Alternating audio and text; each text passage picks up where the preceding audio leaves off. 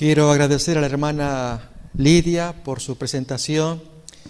Saben, hermanos, que son desafíos que estamos recibiendo. Les cuento que hay hermanos, no acá necesariamente, de lo que yo hablo con gente por ahí, que no les agrada que prediquen mujeres. Le dije a la tal persona: hermana, recuerde que el voto mundial es la no ordenación, no la no predicación, por un lado. Y hermanas talentosas que nos traigan un mensaje, y más el otro punto es cibernético o con elementos tecnológicos acá. Algunos tal vez no nos gusta, pero hermanos, tener todo en la biblioteca, ya en el celular o en la computadora, como pasa con la hermana, que ella tiene su equipo acá y comparte información, ¿no? Creo que todos necesitamos ser edificados, y más en estos temas de revivamiento, porque estamos buscando la presencia de Dios. Y los dos temas que yo quisiera traer, el primero es tiene que ver con apostasía extraída de la palabra de Dios, la enseñanza que de allí traemos. El segundo tema es el remedio a esa apostasía a través de la obra de los reformadores.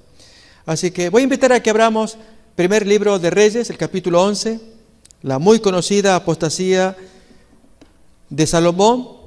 Luego vamos a ver imágenes también. Y sobre todo, hermanos, ver en los reformadores. Uno de ellos fue Nehemías, cómo utilizó esta obra, este hecho de Salomón para enseñarles lección a su generación. Esto aparece en Nehemías 13. Pero por lo pronto abrimos Primero de Reyes, capítulo 11. Leemos. Pero el rey Salomón amó, además de la hija de Faraón, a muchas mujeres extranjeras, a las de Moab, a las de Amón, a las de Edom, a las de Sidón y a las Eteas, gente de las cuales Jehová había dicho a los hijos de Israel: no os llegaréis a ellas, ni ellas se llegarán a vosotros, porque ciertamente harán inclinar vuestros corazones tras sus dioses. A estas pues se juntó Salomón con amor, y tuvo 700 mujeres reinas y 300 concubinas, y sus mujeres desviaron su corazón. Y cuando Salomón era ya viejo, sus mujeres inclinaron su corazón tras dioses ajenos, y su corazón no era perfecto con Jehová su Dios, como el corazón de su padre David. Porque Salomón siguió a Astoret, diosa de los sidonios, a Milcom, ídolo abominable de los amonitas. E hizo Salomón lo malo ante los ojos de Jehová, y no siguió cumplidamente a Jehová como David su padre. Entonces edificó Salomón un lugar alto a Quemos, ídolo abominable de Moab, en el monte que está enfrente de Jerusalén, y a Moloc, ídolo abominable de los hijos de Amón. Así hizo para todas sus mujeres extranjeras, las cuales quemaban incienso y ofrecían sacrificios a sus dioses.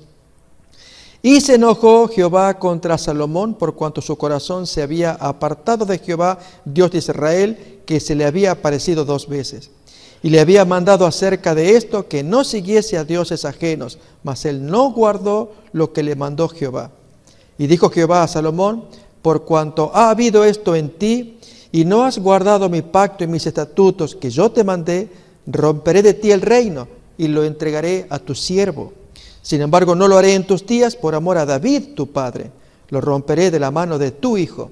Pero no romperé todo el reino, sino que daré una tribu a tu hijo por amor a David mi siervo y por amor a Jerusalén, la cual yo he elegido. Mis hermanos, ¿cuántas consecuencias pueden suceder por una mala acción? ¿Cómo las malas acciones se pagan? Cuando escuchamos la historia de Salomón, hermanos, muchas veces hay sonrisas allí en nuestros ojos, expresiones como: wow, tantas mujeres, 700, y los comentarios. Y hermanos, perdemos mucho con comentarios que es verdad, tal vez carnalmente puedan despertar cierta sonrisa, un hombre con tantas mujeres. Más bien es lo contrario. Si Dios dijo esto, y el hombre va en contra de la voluntad de Dios, como el texto dice, no cumplió el mandato de Dios. Aún más, el texto nos dice que se le apareció 2 veces, un privilegio que difícilmente algún mortal tenga, de que se le aparezca tantas veces. 2 veces se le apareció, le habló, y aún así se olvidó en la ceguera de sus pasiones carnales. Lo cierto, hermanos, es que este hombre introduce una apostasía ídolos abominables y la consecuencia después que lega para sus hijos. Esta es una primera lección que deberíamos sacar, hermanos, que todas las cosas que nosotros hacemos quedan consecuencias para los que nos siguen. A veces podemos lamentar ya tardíamente errores que hemos cometido, cuando éramos jóvenes quizás, es cierto, pero eso no quita el hecho de las consecuencias. Por lo tanto, seamos muy cuidadosos con las cosas que ahora hacemos teniendo luz, de modo que no lleguemos a equivocarnos y paguen consecuencias aquellos que vienen detrás de nosotros. Cuando aquí se habla del reino que va a venir, esto es Roboam, incluso Jeroboam, que ahora vamos a ver en láminas. ¿Qué tenemos con este mensaje, hermanos? Esto es la apostasía. Esto es un fenómeno muy triste que inició un individuo sumamente privilegiado. Amó sus pasiones. Saquemos lección de ello. Suele pasar con el origen de toda apostasía. La persona descuida el mandato directo que Dios da. En consecuencia, hermanos, cuando ocurre esa tentación, siempre estemos juntos para ayudarnos. Si por ahí sobreviene alguna tentación, si estamos solos, puede ser peligroso si la fuerza de esa tentación hace que estemos temblando y dudando. ¿Qué hago yo en este caso? Primeramente recurrimos al Señor, pero nos hace falta, hermanos, el entorno de hermanos con los cuales podamos tener apoyo, aliento, y al venir a los cultos encontramos un lindo ambiente donde poder sobrellevar la pesada tentación. Vamos a ver entonces a continuación tanto la apostasía de Jeroboam como la maldad de Roboam, ambas cosas, hermanos, y que merecieron castigo. No vamos a decir que uno fue mejor que el otro, ambos fueron una historia muy triste, en contraste con una expresión que Dios utiliza acá, no como David, que hizo cumplidamente la voluntad de Dios, cumplidamente, un adjetivo llamativo de parte de Dios. Miramos acá entonces, apostasía de Jeroboam, la verdad central de esta historia. Esta historia manifiesta la importancia de la obediencia consistente y completa a la palabra de Dios. Al decir consistente es permanente y que abarque toda la palabra. Nada hay que pueda excusar un acto voluntario de desobediencia. Ahora, hermanos, vamos a ver el fondo histórico de estos dos personajes y tratar de sacar provecho de la historia de ambos. Se disminuye el territorio de Israel. Aquí van a aparecer tanto la ciudad de Tirsa, que llega a ser la ciudad preferida de Jeroboam, la nueva capital, que luego se va a cambiar por Samaria en tiempo de Omri, que será el papá de Acab. También Sisac, rey de Egipto, va a jugar un papel importante de apoyo a Jeroboam, o Jeroboam que busque ese apoyo en lugar de confiarse en Dios. Y entonces, a la vez, una historia paralela entre ambos reinos. Esto lo va a revelar mayormente Reyes. Crónicas disminuye un poco la revelación de lo que pasa con el reino del norte. Más le interesa el reino del sur. Muy bien, vamos entonces, hermanos, en cuanto a ver estas cosas. Son los hechos históricos que acompañan a la gran apostasía de Jeroboam y también la maldad de Roboam. Todo el territorio en el cual reinó Salomón, excepto Judá y Benjamín, recordemos que fueron 2 tribus las que quedaron leales, llegó a estar bajo el control de Jeroboam. 10 tribus. Se lo había profetizado el profeta, ¿recordamos el nombre? Ahías. Gran parte se perdió durante su reino, el reino de Jeroboam. El área que le quitaron incluía la tierra que estaba alrededor de Damasco al norte, si se puede ver ahí en el mapa, la cual llegó a ser un estado sirio independiente. Arriba allí, lo que está en amarillo es, si ustedes miran allí la imagen, es lo que va a ser el reino de Israel. Se redujo drásticamente y eran permanentes las batallas que Jeroboam tenía con sus enemigos que lo rodeaban. Dios no estaba protegiendo, no iba a bendecir a una nación, a un reino en particular, que había dado la espalda directa contra Dios al inventar los cultos que Jeroboam estaba inventando. Leemos acá, por el oriente también perdieron la región de Moab, del lado de la derecha, lado este. Ahora miramos los 2 reinos, Israel y Judá, que estaban disminuidos. Y irónicamente el protector de Jeroboam en Egipto era Sisac. Él invade a Judá, el reino del sur, durante el reinado de Jeroboam, y eso complació al reino del norte, como que sentía apoyo de este rey de Egipto. En verdad, hermanos, era peor para Jeroboam porque fortalecía su negligencia de buscar a Dios, ya que tenía apoyo humano. El resultado fue una gran destrucción que alcanzó a gran parte del país. También el rey Abías de Judá derrotó a Jeroboam. Israel vio menguado su poderío militar y sus posesiones territoriales durante el reinado de Jeroboam. Tirsa, la ciudad preferida de Jeroboam. Si ustedes miran, ¿dónde queda? Ahí lo miramos en el mapa. Traten de ubicarlo así cuando decimos al norte, al sur. Miramos Tirsa, está en un redondel rojo, casi enfrente Samaria. Ahí va a ser la nueva capital, con Omri y Acab. ¿Sí? Y entonces Dan está más arriba y Betel está más abajo, y esos son los dominios, los extremos del reino del norte. Tirsa, renombrada por su hermosura, según cuenta Cantares, Josué la arrebató a los cananeos. Jeroboam hizo de ella su residencia y vino a ser la capital del reino del norte, pero dejó de serlo cuando Omri hubo construido Samaria para establecer allí su nueva residencia. Identificación plausible, y tenemos ahí una colina, en fin, nos dice el lugar donde puede estar ubicada geográficamente. ¿Qué pasa con el rey de Egipto, Sisac? Él dirigió extensas campañas militares que arrebataron unas 150 ciudades a los reinos de Israel y de Judá. Así que él no era apoyo para nadie, él buscaba su propia gloria, y así se llevó mucho botín. El autor de Crónicas observa que tanto Jerusalén como el resto de Judá se libraron de ellos, en parte porque Roboam se había arrepentido. Y ese texto, hermano, voy a invitar a que lo podamos mirar. Segundo de Crónicas, capítulo 12.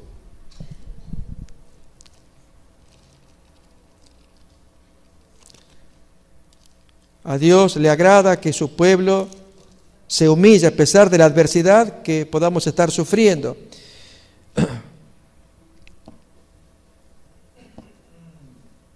Capítulo 12, vamos a tomar del versículo 4 en adelante. El subtítulo en nuestras Biblias dice: Sisac invade Judá. Y tomó las ciudades fortificadas de Judá y llegó hasta Jerusalén. Entonces vino el profeta Semaías a Roboam. ¿Cuántos profetas que Dios enviaba a su pueblo? Este es nuevo quizás para nosotros. Y a los príncipes de Judá que estaban reunidos en Jerusalén por causa de Sisac, y les dijo, voz de Dios: así ha dicho Jehová, vosotros me habéis dejado, y yo también os he dejado en manos de Sisac. Hermanos, siempre escuchemos esa voz. Si algún hermano llega a llamarnos la atención, hay hermanos que a veces dejan de asistir al culto, por X motivo. Y hay un hermano que le amonesta a otro, y algunos que no amonestan. Hermanos, seamos profetas. Es así como se expresa en Apocalipsis el ángel de aquellos que son hijos de Dios. Yo soy consiervo tuyo y de tus hermanos, los profetas. Así se les llama. Pues seamos tales, no que profeticemos, no, en amonestar. Si alguien no está viniendo por alguna razón, e incluso algo negativo, manifiesto, algún pecado, y nos consta, tomar el teléfono o hablarle: hermano, ¿qué está pasando? Mira cómo te está yendo. Es que tú no me entiendes. No, yo te voy a decir lo que yo entiendo de la palabra de Dios. Que el que hace malas cosas, así le va. ¿Pero por qué me hablas así? Y hermanos, permítame que así lo dramatice, pero es la voz que hace falta hablar y no importan las consecuencias. Necesitamos amonestarnos. Es lo que hace acá este profeta. Felizmente hay gente que oye, como en este caso. Leemos. Así ha dicho Jehová, versículo 5. Vosotros me habéis dejado, y yo también os he dejado en manos de Sisac. Y los príncipes de Israel y el rey se humillaron y dijeron: justo es Jehová. Y cuando Jehová vio que se habían humillado, vino palabra de Jehová a Semaías nuevamente: se han humillado, no los destruiré, antes los salvaré en breve, y no se derramará mi ira contra Jerusalén por mano o por medio de Sisac. Pero serán sus siervos, para que sepan lo que es servirme a mí, y qué es servir a los reinos de las naciones. ¿Les parece justo, hermanos, el castigo? Claro, para que vean la diferencia, lo que es servirme a mí, lo agradable que es, y servir al enemigo, para que ellos aprendan esa lección, que me sirvan a mí. Subió pues Sisac, rey de Egipto, a Jerusalén, y tomó los tesoros de la casa de Jehová y los tesoros de la casa del rey, todo los llevó, y tomó los escudos de oro que Salomón había hecho. Y en lugar de ellos hizo el rey Roboam escudos de bronce. Y fíjense, hermanos, allí cómo va disminuyendo la gloria que había caracterizado a su padre, a Salomón. Bien, dice acá, leemos todavía más, historia de los reinos ambos, del norte y del sur. Desde 1 de Reyes 14 hasta 2 de Reyes 7, texto que vamos a mirar ahora a continuación, vamos a ir viendo paralelos. En los dos libros de Reyes, ahí se relata en forma simultánea la historia de los reinos de Israel y Judá, mencionando en forma alternada la serie de ambos reyes. Los libros de Crónicas, por el contrario, se limitan en principio a la dinastía de David y solo en contadas ocasiones se refieren a los reyes del norte. Vamos a ver entonces, hermanos, en forma paralela los acontecimientos en el reino del norte y también con Roboam, que vivieron simultáneamente. Entonces nos vamos a guiar por 1 de Reyes capítulo 13 en adelante. Aquí, hermanos, qué lección, qué historia. Un varón de Dios de la tribu de Judá, es decir, ¿de dónde era, hermanos? A ver, geográficamente, del sur. ¿Se va a meter dónde? Ok, entonces déjenme que yo discuta con el profeta. ¿Me permiten? ¿Por qué te vas a meter allá? Atiende tus cosas abajo, quédate ahí. Vas allá, te vas a ver con problemas. El rey es malo. Tú te sientes predicador, pues te quedas acá, predica en Judá, no te vayas allá. ¿Les suena familiar ese lenguaje? Así fue como se expresó, ¿quién? Amasías, a Amós. Amós también procedía del sur y él iba a predicar en Israel y se encontró con el sacerdote Amasías, quien defendía la corrupción de Jeroboam II en el reino del norte. Y entonces que le dice, ¿qué haces tú acá, boyero? Vete, come tu pan. El pueblo no puede soportar tus palabras. Así que vemos, hermanos, que Dios enviaba gente. Y eso significa para ustedes y para mí, hermanos, un paso adelante. A veces nos gusta estar cómodos. Pero cuando hay que ir a hacer la obra, predicar, amonestar, enseñar, hablar, y significa que salimos de nuestra comodidad, acá miremos el ejemplo. Es más, el hombre terminó muerto. Vamos a ver algunas cosas que pasaron. Porque Dios le pide, haz la misión. Allí donde tú estás, de Judá al sur, vete al norte. Allí en Tirsa, Samaria, ahí vas a predicar. Un varón de Dios de la tribu de Judá, cuyo nombre se desconoce, emitió una profecía de juicio autorizada en su totalidad por Dios. Pronunció públicamente su profecía en el altar, estando Jeroboam junto a él, quemando el incienso. A la casa de David nacerá un hijo llamado, de paso es asombroso, hermanos, como por lo menos más de 300 años atrás, ya el profeta pronunció el nombre del rey que haría semejante destrozo. Josías sería el gran rey que haría revolución allí, destrozando ese altar que había creado este hombre, el cual sacrificará sobre ti a los sacerdotes de los lugares altos que queman sobre ti incienso. El profeta predijo una señal. He aquí que el altar se quebrará y la ceniza que sobre él está se derramará. Cuando el rey extendió su mano para ordenar que lo arrestaran, ¿se acuerdan? Se le secó la mano. Y se asustó tanto que entonces el rey, reconociendo el poder divino, le pide al varón de Dios que interceda para que su mano fuera restaurada, a lo cual el Señor respondió con misericordia. Le restauran la mano. Conocemos el resto de la historia, pero hay una lección, hermanos, que va a tener la diapositiva, bonita. Jeroboam se refirió a Jehová como tu Dios y no mi Dios, atestiguando así su propia idolatría que aparece en el versículo 6. Ruega a tu Dios. ¿Cómo? ¿No es el tuyo? Hermanos, seamos ardientes en nuestra devoción al Señor, de modo que si pedimos ayuda para que otros nos acompañen en la intercesión, no usemos expresiones tales como, pastor, ¿puede orar por mí? Porque Dios lo va a escuchar. ¿Escuchamos eso? ¿Qué revela eso? ¿Qué revela? La situación de Jeroboam. No anda bien, por lo cual, pastor, yo sé que Dios lo va a escuchar, ore por mí, por favor. No, hermano, no podemos hablar así. No es que el pastor no va a orar, lógico, pero es nuestra situación, es como la de Jeroboam. Ruégale a tu Dios que me ayude. ¿Cómo es tu Dios también? Tú eres israelita. Pero cuando uno anda mal, hermanos, Así le pasó a Jeroboam. Por ese favor recibido, el rey invita al profeta a un banquete, pero el profeta se niega diciendo que obedecía las órdenes de Jehová e inició el regreso a su casa por una ruta diferente. Aquí miramos. Pero aquí, hermanos, que la historia sigue todavía. Hubo un segundo profeta, viejo, vivía en Betel, que era la zona de residencia allí del reino, en la parte sur, todavía no estaba, Tirsa ya va a estar más adelante. Se interesó en el profeta joven y fiel, lo alcanzó y lo invitó con engaños a comer y a hospedarse en su casa. El profeta fiel, el joven, fue engañado y aceptó, según cuenta el versículo 19, Primero de Reyes 13, 19.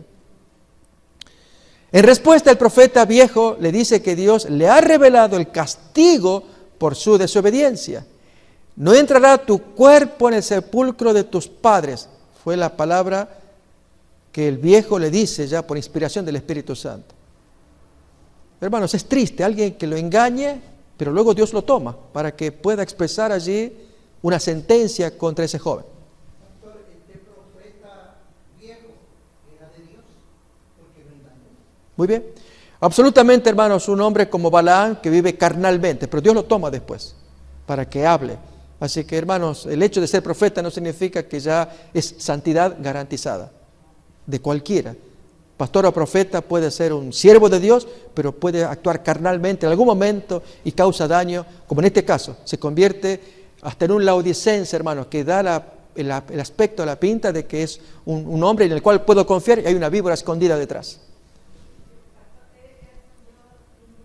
Así es. Muchos no lo hemos entendido.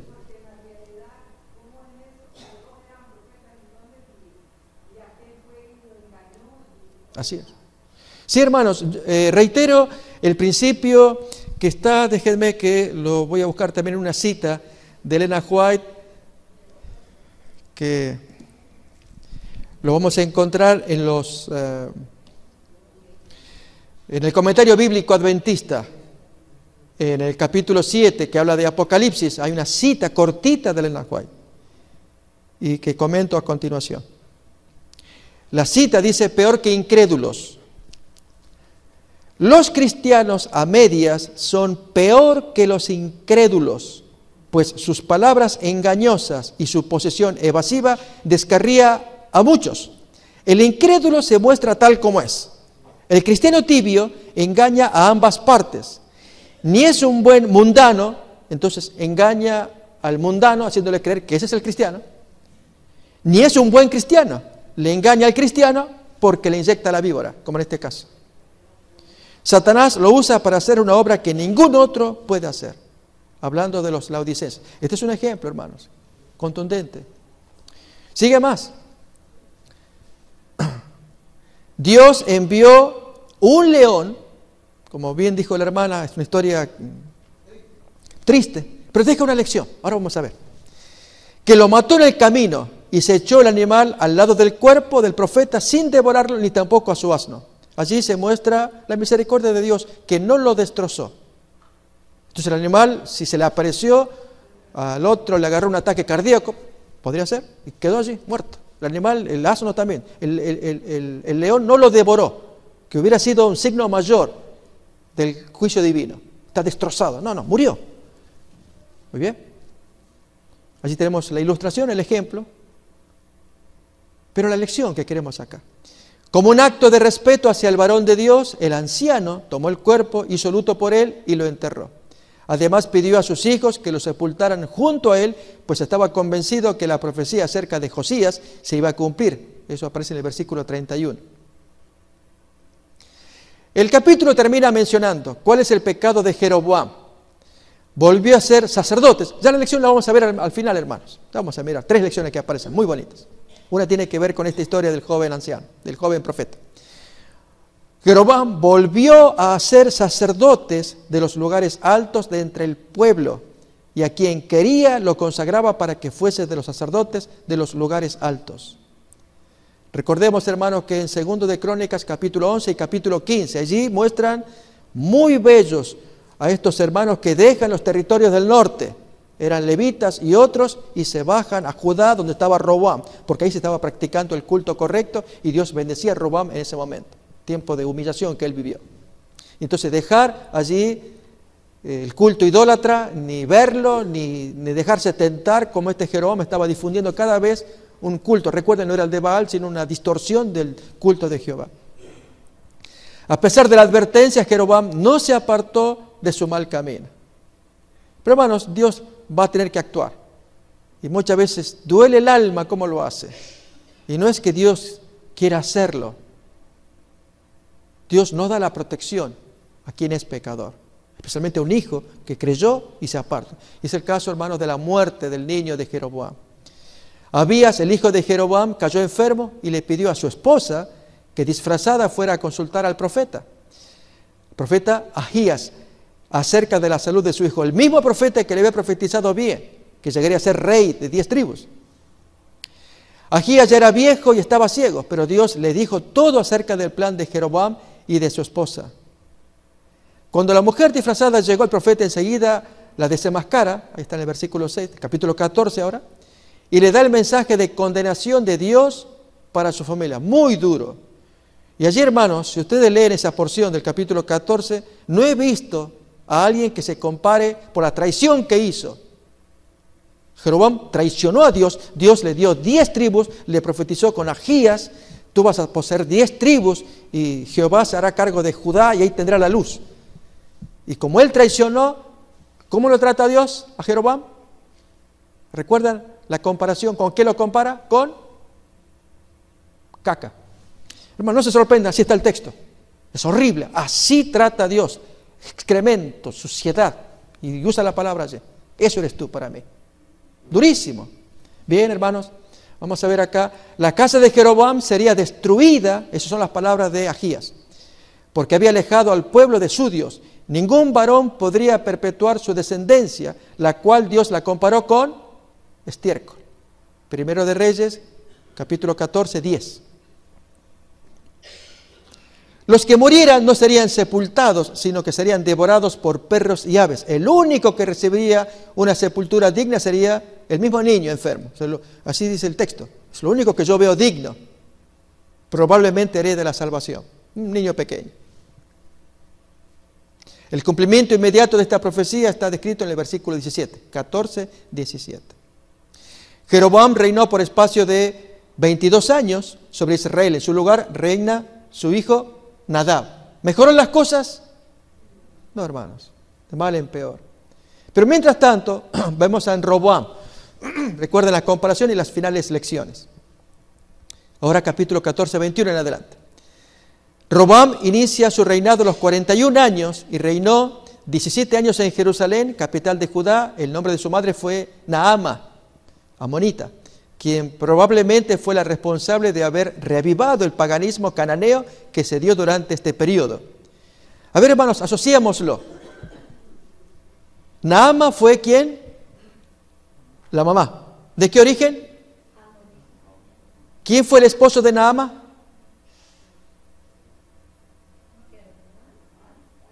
¿Quién fue el esposo de Naama, amonita? Es un israelita que se casa con esta bella mujer pagana, Salomón. Ahí entonces que Salomón que se mezcla con esta y con esta Naama también. Y produce entonces ese hijo Roboam que causa calamidad también. Ahí tenemos. Es el fruto de los efectos de los pecados de Salomón. Miramos más todavía. Roboam se alejó del Señor después que se estableció en el trono y se fortaleció. Las condiciones espirituales del país retrocedieron a la época de los jueces. Proliferaron los lugares altos y aún los sodomitas en el tiempo de Roboam. Alguna vez, hermanos, vamos a estudiar más a fondo este fenómeno de los hieródulos, que eran los sacerdotes sodomitas en aquel tiempo. Era una práctica que había. Y curiosamente está queriendo entrar en algunas iglesias. Y es tener hombres consagrados. De hecho, ya ha entrado, hermanos. No vamos a decir todavía en la iglesia adventista. Pero sí ha entrado hombres consagrados. ¿Qué más? Pastores. ¿Y qué más? Ya sabemos el resto. ¿Sí? Entonces, este es el fenómeno que acá se llaman hieródulos. Son los siervos sagrados o servidores sagrados, que ellos van a ministrar en el templo, pero con esa condición sexual, ¿sí? Entonces, si esto no se le pone freno, y hay formas, no solamente traer la palabra de Dios, es desenmascarar este fenómeno que ya existió en la antigüedad, para que como pueblo de Dios estemos muy atentos, que no llegue a pasar. Sí, ya en otro momento vamos a comentar eso. Sí, un fenómeno muy llamativo. Dios castigó a su pueblo, pues Judá fue invadido por Sisac, el rey Egipto, y se apoderó de 156 ciudades y amenazó con tomar Jerusalén, lo cual provocó que Roboam y los demás príncipes se humillaran ante el Señor. Roboam se tuvo que desprender de los tesoros de la casa de Jehová y de la casa real, incluyendo los 500 escudos de oro que Salomón había hecho, texto que hemos leído, por causa de su humillación. Dios tuvo misericordia. Siendo siempre enemigo de Jeroboam, Roboam muere y nombra a su hijo Abiam como su sucesor. Y entonces las tres finales lecciones al comparar ambas apostasías. La de Jeroboam fue mucho más grave, lógicamente. Fijémonos, hermanos. La primera, no han aprendido a negarse a sí mismos quienes no pueden desechar una comida prohibida. A ver, pastor, discúlpeme. Usted me está hablando de apostasía y me sacó allá la reforma pro salud. No sé, no le veo ahí qué tiene que ver con Jeroboam, Roboam, con estas historias. A ver, ¿dónde, hermanos? ¿Dónde? Antes que aparezca la imagen. Con el joven profeta. A ver, hermanos, miremos. Dios prohibió a su mensajero, al joven profeta, que no comiera, ahí está erróneo acá, que no comiera o bebiera en Betel para mostrar su aborrecimiento por su idolatría y apostasía contra el Señor, y para enseñarnos a no tener comunión con las obras de las tinieblas. Lógicamente alguno diría, pero el hombre fue engañado. Es cierto, hermanos, pero Satanás actúa de cualquier manera, y peor si es por un laudicense.